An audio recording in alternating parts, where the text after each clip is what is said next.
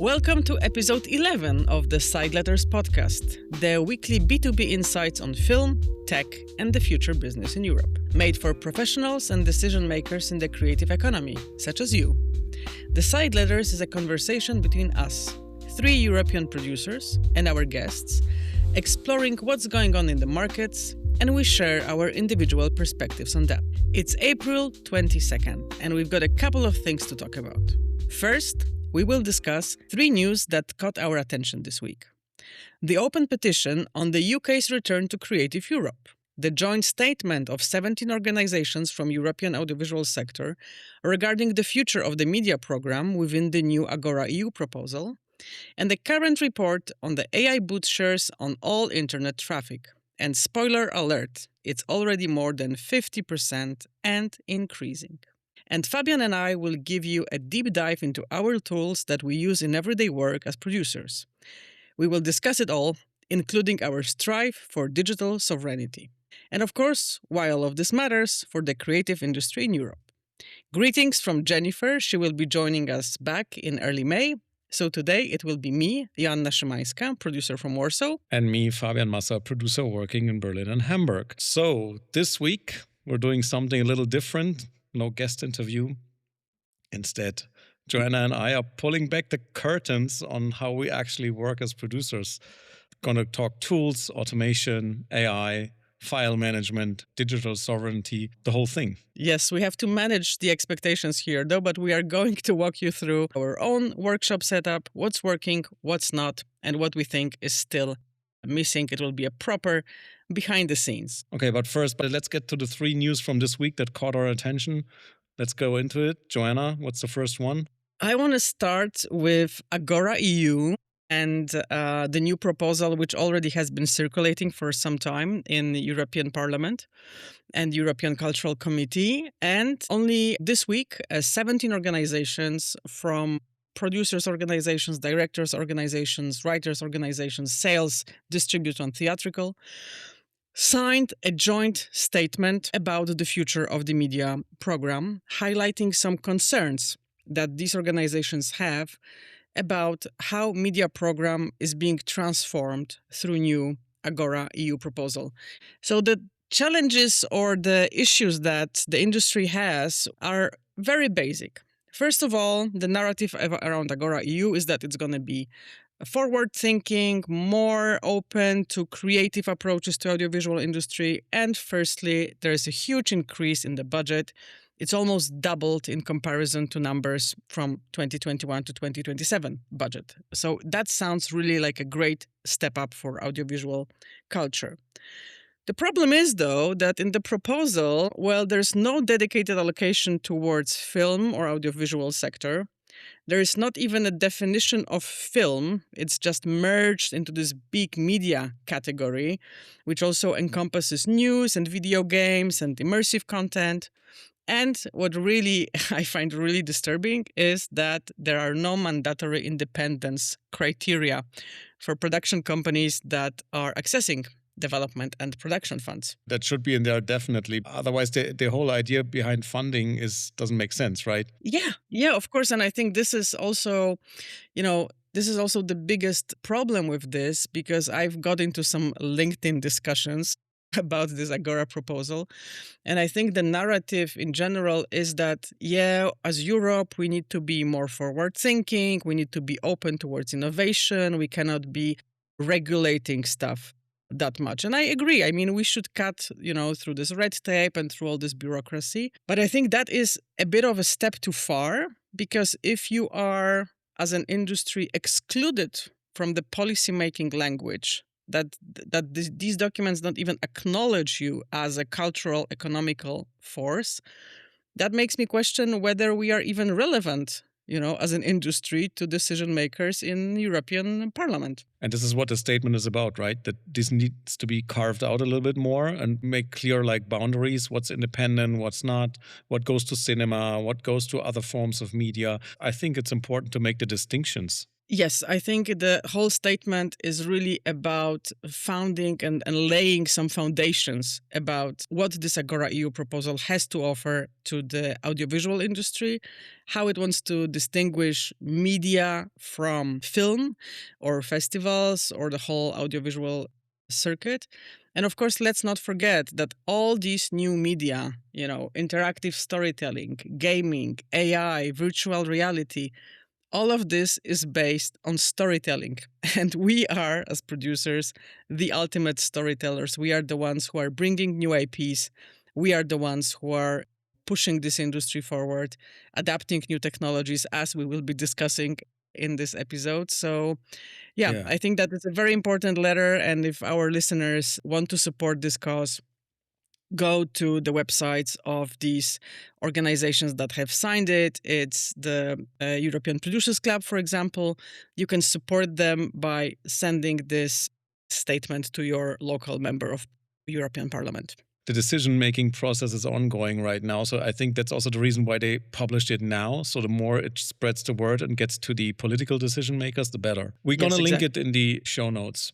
Exactly. Perfect. And there was another news, the second news that really strike us is the number that came out this week. Kate Johnson, who's the CEO of Lumen Technologies, company that carries out about 65% of the global internet traffic, she published an open letter to fellow CEOs, and the headline stat is more than half of all the internet traffic today is no longer generated by humans. It's AI bots and autonomous agents. Can you believe that, Joanna? Not here. The Sideletters are still human driven. Are you? Yeah, I do work with Claude, but not to the extent I can make it replace me. But Mark Zuckerberg was actually working on an AI that would replace him in contact with the employees of Meta.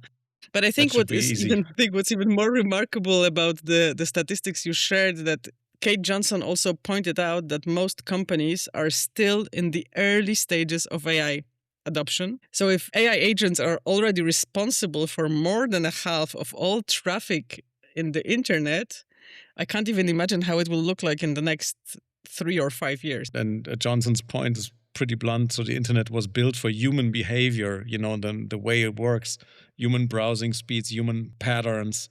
And that architecture is now getting out of sync with what's actually happening at the network layer. And I was wondering also, like and I mean, we come to that later, but the idea is also, if you make your data more suitable for machines, that's actually just numbers and vectors and stuff like that. So imagine if there's a second layer where just machines communicate with we as humans cannot even read anymore. If you're following, the AI bubble, you've already seen the conversations where two AI models just switch from the human language to computer language because they find it more accessible for them. And there is the whole concept of dead internet. But I think what does this statistic really mean for us, for people working in media and creative industries and film? And I think it's a few things, because if you're running any kind of digital platform, I think it's very likely that your analytics are probably lying to you, that a lot of what looks like real traffic might not even be engaging a human being behind it. Yeah. And so we're kind of entering a world where AI agents increasingly act on behalf of humans, and they browse, they research, they negotiate, they make decisions.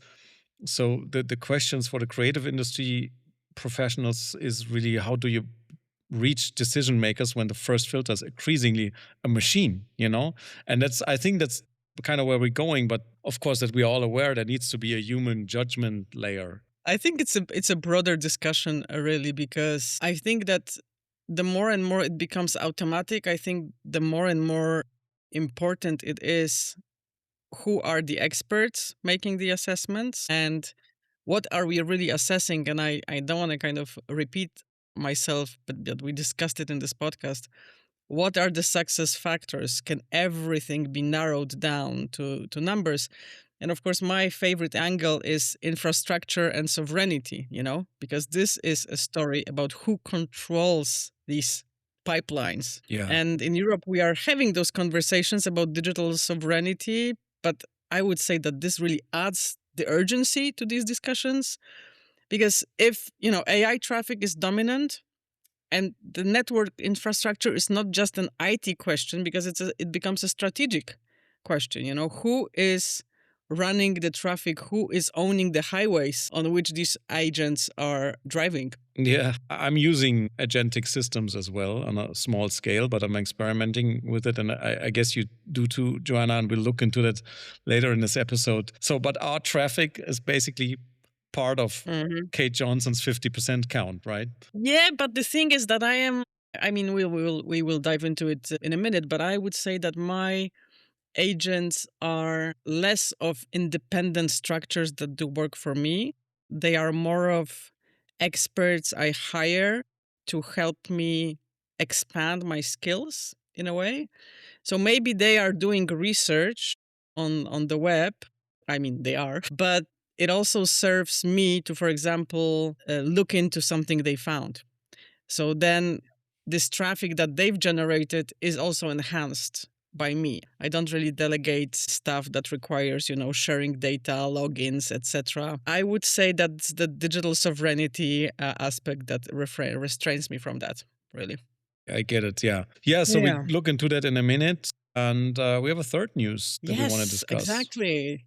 And this is something that's really kind of hits close to home for both of us, I guess, but not only. There is an active petition calling on the UK government to formally declare that it's interested in rejoining EU's Creative Europe program, ideally for the next year funding cycle. And I couldn't stress more how happy I would be to see UK back in the European family. That would be so wonderful. So the petition was launched. The petition was launched in January by the Forum on the UK EU Cultural and Media Relations, and it's currently sitting at around 1,500 signatures, and everybody of us can sign it. So there's a target of 5,000 signatures. So we're going to put this link in the show notes because we definitely support it. And here's the key deadline. According to the sources within the European Commission, the UK government would need to signal its interest by approximately May 2026, that's next month, to make 2027 participation possible. Yes, and of course, as we discussed just in the AgoraEU context, we all know that Creative Europe is the EU flagship funding program. It's actually one of the biggest success stories for EU policymaking in the area of culture. And it does cover everything from co-production and distribution to, literature, music, architecture, broadcasting. And this current budget cycle is 2.44 billion euros. So if UK joins, they can really have access to it. And they were a major player, right, before Brexit. Yeah, they were during its last full funding cycle. The UK were involved in more than 600 funded projects, and they were receiving around 100 million euros directly. And UK films supported through European distributors generated hundreds of millions in revenue. So it's a major player, and it's also very distinct to the rest of the continent that makes it so attractive. But of course, when they left us, and I say us, meaning Europe, that access is gone. And I think that it was really impactful on both sides of Canal La Manche, and especially for co-productions, for mobility, and for connecting European market to UK talent and vice versa. I think that's just a great loss for culture in Europe that we don't have that bridge anymore. There's already some political groundwork, though. So the UK rejoined Horizon Europe, which is a research program in 2024. So they're coming closer. They just agreed to join Erasmus Plus on education. Creative Europe would be the logical next step, actually. And Scotland, Wales, and the Culture Committee in Westminster, they have all called for it. Yeah, I mean, because we discussed my holidays in London on the previous episode. Yeah. But I have such a soft spot for UK. I was there studying as a part of Erasmus exchange. I was there trying to understand the how British industry works, and really Brexit was really a heartbreaking day for me. So I will use our platform here to say, if you're a producer, a distributor, a broadcaster, or a creative industry professional listening to the Sideletters and working across UK and Europe, this petition that we are urging you to sign is really directly relevant to your business. Have a look. We put it in our show notes, and we definitely support UK's return not only to Creative Europe, but to Europe in general. All right. Well, that was So, political, no? That was political. Eat this, Mr. Farage. All right. So now let's get into the main topic of today. So how do we actually run our work as producers, starting with Joanna? The floor is yours. Walk us through your setup. We want to know all the passwords. Yeah. Well, I think that's important when we talk about the digital infrastructure of a small company or a small business enterprise that we are all running. I think it's really important to know where are we running it from and what are the goals of using technology in it. Because of course, the company I run, Shipsboy, is a small enterprise.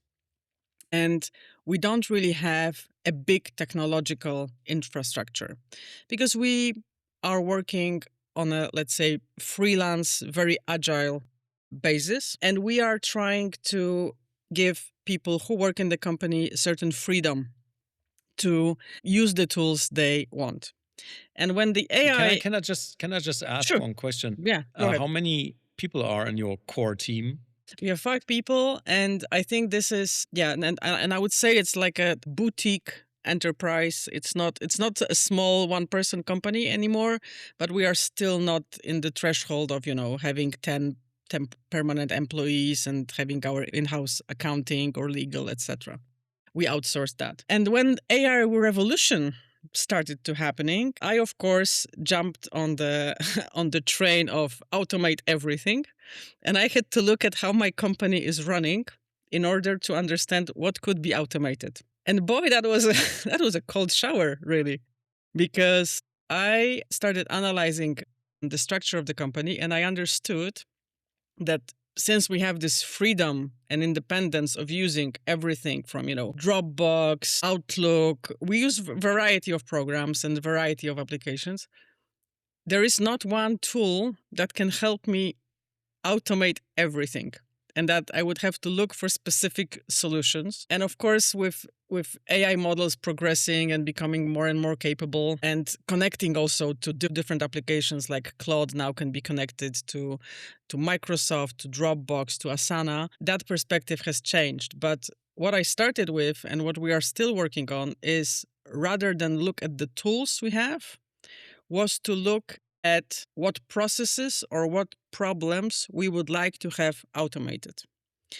And then we started working reverse engineering from there. And I'll give you an example. If we are talking about reporting to co-producers about income, so you're getting a report from the distributor and you want to have it translated according to the recoupment plan and then send out to all your co-production partners so they know what sort of share of revenue they will be getting, or in most of the cases, not getting, right?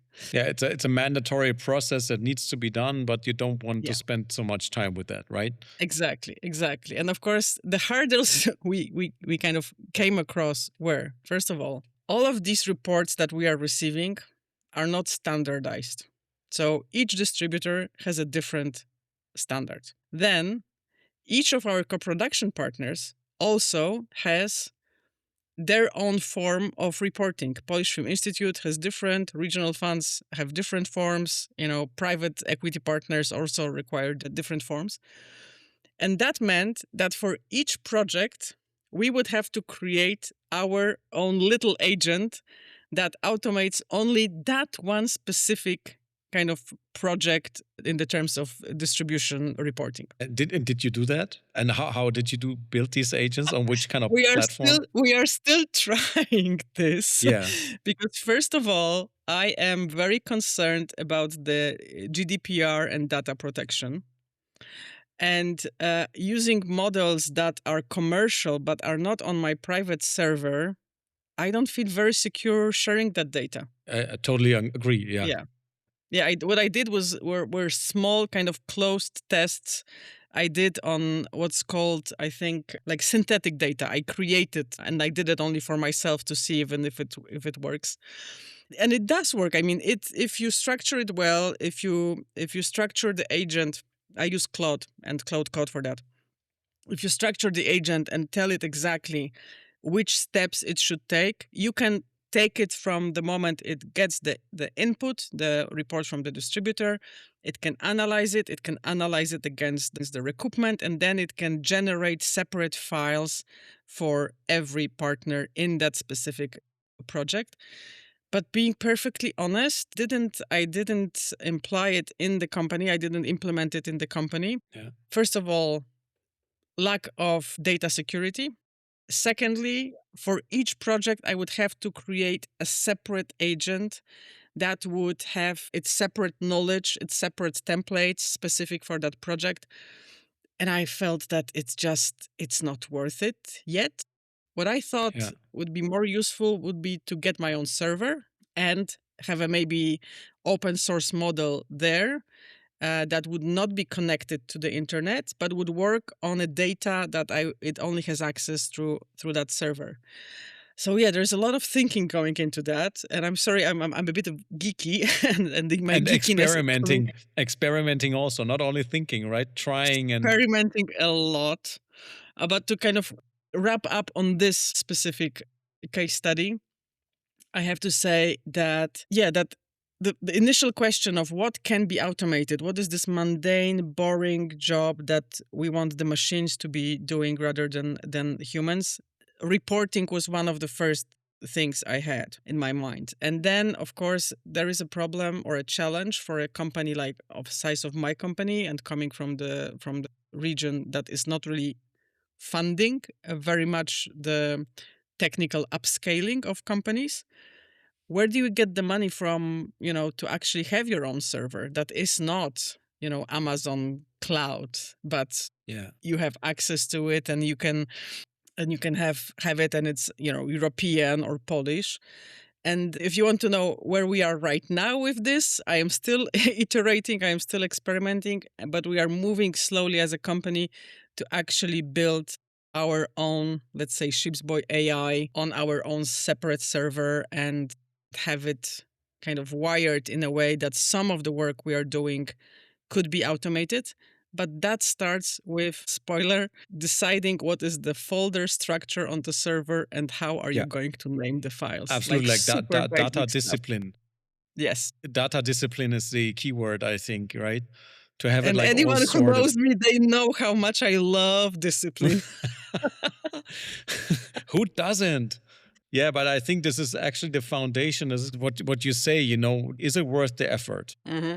How much effort do you put in to find agents, and what kind of relief does it bring in your workflow? It's maybe something that you cannot measure right away, but maybe in a year or so from now, you might see it, but you don't know. No, I think this is, I mean, I love it now because I am very much kind of excited about experimenting with AI. But to make it professional, to actually, like one of our guests go fully AI in a company like Kat Viken did with Metrotone, I think that really requires like literally taking time off from the work, from everyday work, and just focusing on that. And there's another issue that we discussed a bit earlier about this, who owns the infrastructure, because it's also about what tools do you use in terms of hardware, For a long time, I used to have an iPhone and a PC computer because I wanted to be so free, independent, and not limit myself to basically to one stack of technical hardware. But then I eventually gave up. I mean, I gave up out of probably laziness or easiness of working with MacBook and iPhone. That's understandable. You're an entrepreneur, I mean, efficiency also means something.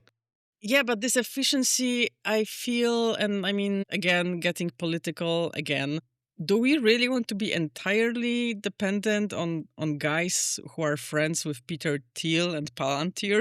Of course not. I don't think so. But that's one of the elements of this. In my company, everybody has their own computer. and they are, I think, all MacBooks. Yes, I think they're all MacBooks, but for the long time, I was the one who was working on PC. And that also started generating some, let's say, technical issues, like downloading and doing a backup of your Dropbox server on Mac is a bit more technically complicated than doing it through PC, and that's another technical kind of obstacle. And what I love about AI revolution is that it actually made me think, forced me to start thinking about this. But I think you are far more advanced, and I you don't know. are I play the around with setup it. nerd, and you are really actively working to be digitally independent of American evil empire. Well, So how is that going? I kind of became a bit nerdy in the last 2 or 3 years about that, also experimenting a lot. And I still don't know how to code and these kind of things, of course. I don't have any ambition to learn it. But Mm. same as you, we were thinking when AI, the chatbots came up, we were, of course, thinking not so much about all this stuff. How do I generate a film scene? How do I do that? I mean, this all is kind of magic, but I leave this to the post production people, to play around with that. And there's also this legal aspect to it. What can you use, on trained data? Whatever you created, how can you use it? And what kind of value does it have? But that's not about, Mhm. this show is not about that. So this episode is more about processes. And this is also where we felt, or where I felt the biggest leverage that we could have in our processes and how we win time to actually do what we Mhm. want to do and not to take care. I mean, transparency, accounting, all this is super important, but we don't want to spend too much time on that. Want to spend time on creativity, on financing, or thinking about the markets, research, inspiration, doing a podcast, these kind of things. This is what I want to spend some time on, meet people, and not so much on accounting and transparency, although I want to have it. I mean, this was the first thing. And when we started experimenting with it, we just saw right away some things went much faster. And I'm happy to share really details that I have here. So first of all, with the hardware, because this shapes everything. So my main machine is a MacBook Air M4. This is the newest chip generation, which works very well with these also locally based LLM models. Mhm. And it's also not so expensive. I have an iPhone Pro. I still use an iPad too, like for mobile stuff. And we have a Mac Mini server in our company. Yeah, that's a thing recently, right? The Mac Mini servers. I saw a few people posting about it.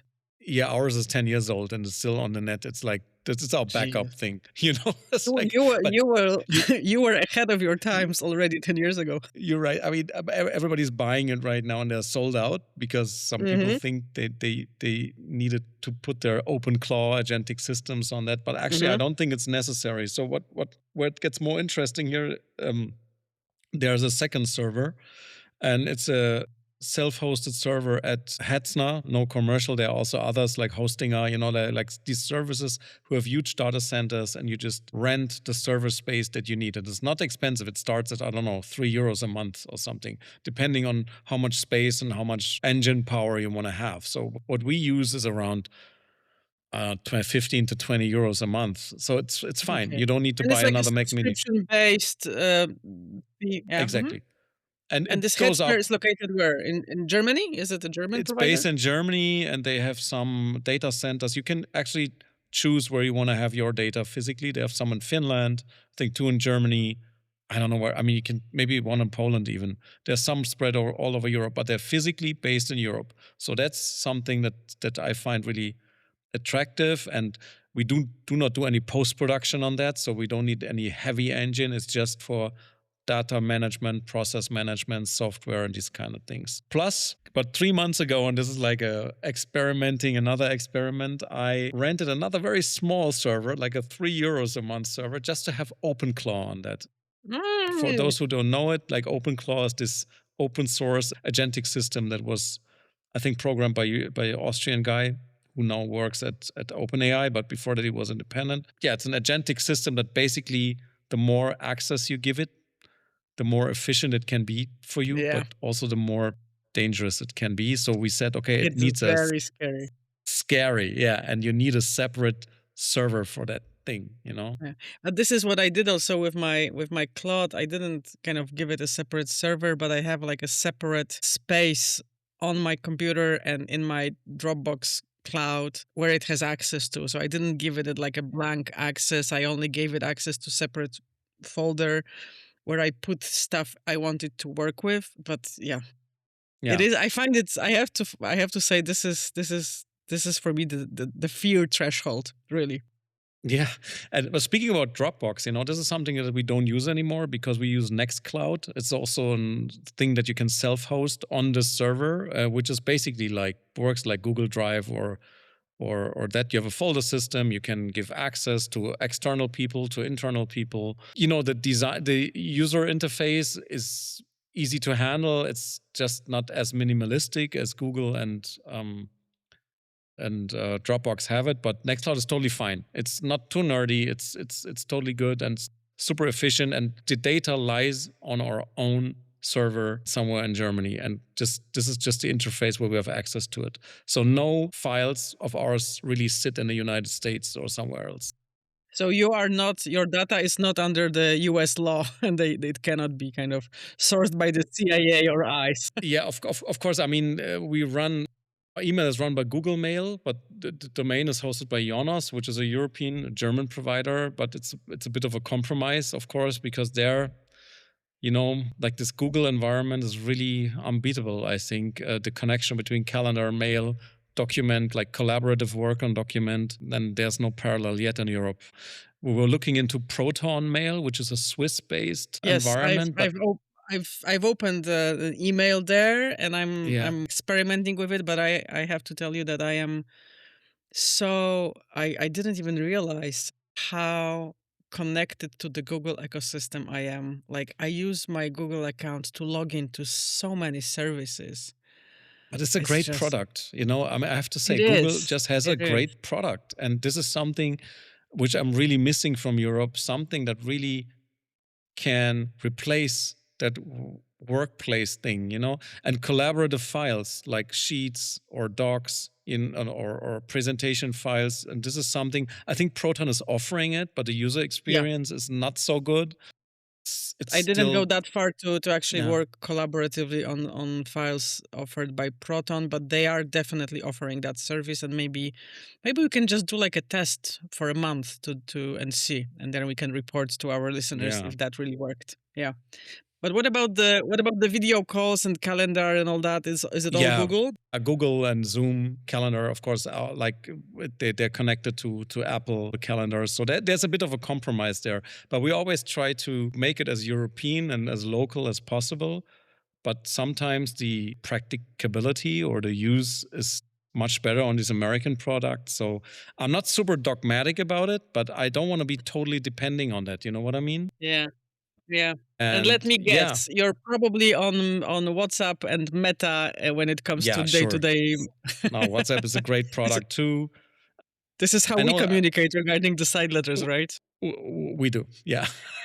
And we use Riverside, which is an Yeah. American platform to record it, and it's Yeah. also a very good product. Yeah, I spoke about the OpenClaw agent. So the thing is about agentic systems, for us, it's important. It's still very experimental. And for us, it's really important to build the so-called sandbox in which it can play without harming anything. So same as you, we give it some access to some folders. It has its own email address also. It's basically like an employee, if you will, but Mhm. somebody we not totally trust. So we Mhm. give them some task, we're experimenting with like do this research and stuff like that, or do a summary So of that. tell us how do you communicate with your AI employee and how is it set up? So it has an separate space on the server. It has access to certain files, the access that you limit, and then it also has like an email address, or do you text it? How does it work? I mean, the interface for communication is Telegram. You can also connect it to WhatsApp or even Slack, but Telegram was recommended by all these nerds because it's the most easiest way. So I don't use Telegram, I just installed the app just because of that. Because in Germany, like Telegram has this reputation of just like only gangsters and, like shady people use it.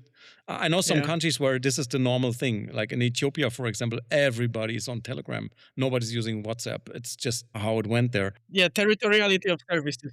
Yeah, and it's like it's like the chat, And I was asking myself, of course, what can this open Claude bot do? What Claude cannot do? We're also using Claude here as the basic LLM, and we have a pro subscription, of course, which is also interesting because I think it's the usage limits are I'm reaching them more often recently without having Me the too. feeling to do more. But I think this is where it goes, also, like where. Vendor lock-in.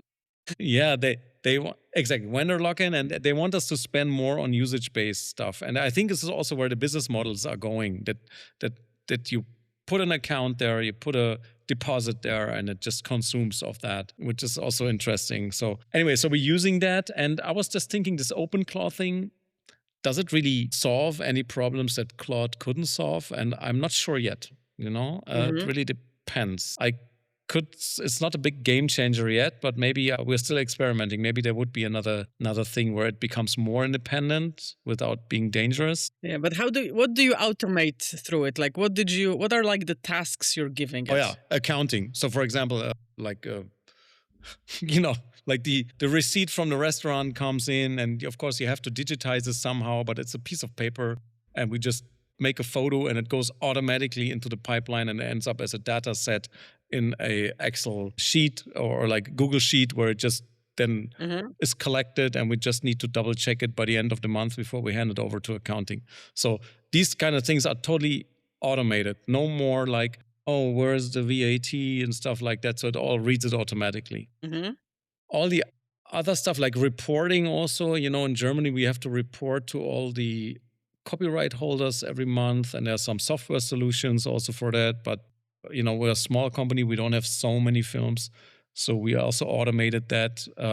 We're using N8N. I didn't say that. We're using N8N, which is sort of an automation platform to connect all these softwares that we have so that it actually works, that we put something in a certain folder, it grabs it automatically, reads it out, puts the data set somewhere, and copies the file into the vault.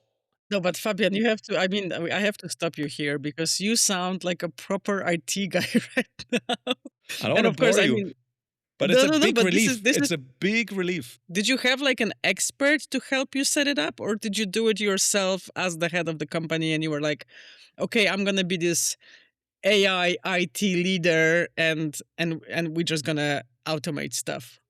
Yeah, and you just worked. That happened within the company. So of course, we're not experts in that, and I'm the one who's pushing this forward here in the company, and we're just 3 people anyway. So I'm pushing this forward, and yeah, my expert that I used was Claude. I mean, I just said, I want to build with N8N this and that helps me that, and then it takes some time, of course, to implement it, and you have to have an idea somehow, but it's explaining it very well. So I don't even watch YouTube tutorials on that because this takes so much time. And it's so generic often. So I just ask Claude, what can I do? And often it just spits out the code and says, copy this there, and then put in the credentials that the machine has access, and then. And how about your team? How did your team jump on this concept of doing this AI automation, or was there some kind of reluctance? Yeah, on accounting, yes. On OpenClaw, not yet, but this is something that I do personally. I think once I see it's safe and it really has a leverage on what we do, then I will make this like virtual employee accessible to everyone here. But at the moment, it's still just me personally. But it's like accounting, getting calendar organized, getting data organized. This, yes, so the team is on that too. What we don't do, I have to make this clear, is generate. Of course, we were like experimenting with that, like why don't you generate a story? And we were experimenting with that. And it often reads kind of interesting language-wise, but story-wise is very shallow. The characters, it's we all know it. I mean, it's like it was not really good. And then we also felt that we are not clear about the value that these stories actually have because they were trained on other data. and if it comes Yeah. out what data it was, then actually the IP that we created has no real I mean, value. this So IP we is said not we don't do it. protected No. Yeah. anyway, so that makes no sense. But then again, I think you said something important about using Claude as your IT assistant or mentor. I think that, and if this could be an advice to our listeners who are trying or thinking about maybe incorporating AI on more practical terms into their companies and enterprises, it's, I think, a great tool to actually enhance your skills and capabilities. I mean, I am very much in this area of this philosophy of human-centered AI, where AI is used as something that can turn your skills into a superpower. And if you have that curiosity, if you have that interest into actually what can be done with these new tools, I mean, talking to Claude to walk you through how to do certain things is a great asset. And me, like you, I'm not coding. I am vibe coding, which I think is like a fake coding, because of course, if somebody asked me to write a code, I would be like, "Oh, no idea." But it gets the things done, and I think it got me really interested in actually thinking about trying to learn to code. You know, to actually have that skill, to be able to communicate with the machines, because I think apart from the infrastructure ownership issue, the vendor lock-in, the prices going up kind of without the warning, etc. I think the danger also is that we get so used to these tools doing that part for us that we will not go into actually an ability to learn how to talk to them through the code, if you know what I mean. I know what you mean. Yeah. Yeah, So I I think that totally get it, and I mean, I'm as you. I'm kind of embracing it. I'm trying to use it, but not trying to be too depending. Trying to stay independent, and but I'm super curious about it. And I mean, there are other people such as our Jennifer. You know, she's not so much interested to all these IT and what's going on behind the curtains, and that's also fine. yeah. When I speak with many colleagues, the issues of digital sovereignty and being more in control, having the feeling of being more in control, and actually understanding what's lying ahead of us or have an anticipation of that. This is very important. And I think this is when you have some time to experiment with this stuff, just go ahead with it, but do it on a separate server. It's only And you 3 can have a euros. separate European server. So kind of wrapping it up, if we were to give like key takeaways for our listeners, I would start with saying, first of all, look at the quality of data and this rigor of how you qualify and classify and store your data. What are the names of the files? Is it, is it readable for the machine really? And do you have order there and certain discipline? And then I would also look at what tools and what IT ecosystem are you using, and what tools are available within that ecosystem. And yeah, that would be probably two pieces of advice from me. What would be your advice, Fabian? Yeah, my advice would also vectorize it. This sounds super, no, that sounds super nerdy, but that's what That sounded very. That was like a that's mic drop. Like that's vectorize our what? latest experiment. Vectorize it. No, it's actually made the data more machine readable, but do it on your own server, on your own premise, so it doesn't go out. But it's changing the data into something that a machine can read much faster. And the idea behind it is that we have our own search engine, our own.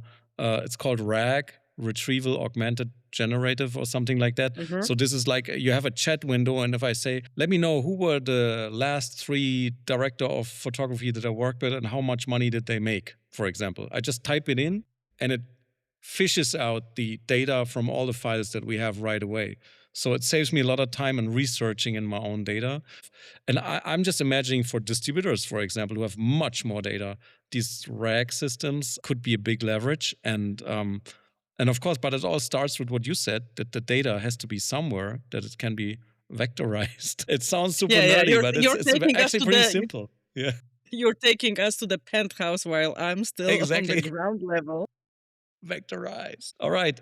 But I think, yeah, I think that's it for today. So our listeners can write us on LinkedIn or wherever, or in the comments here if they Yeah, want to guys, know share more. your experiences on how are Yeah. you adapting to the AI revolution in your companies. Yeah, that would be great. And I think that's it for today, no? I guess so, no? I mean, we called for UK to be back to EU. We called for the AgoraEU to be more kind of focused and descriptive. And we also discussed the AI shadow, dark, dead internet.